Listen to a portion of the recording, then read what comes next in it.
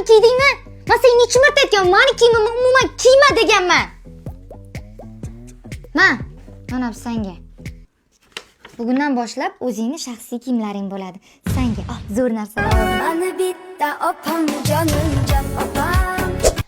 Imona, esingdami sen juda ham xunuk qizsan dedim. Ha, rasam xunukman opa, haqiqatan to'g'ri aytgansiz.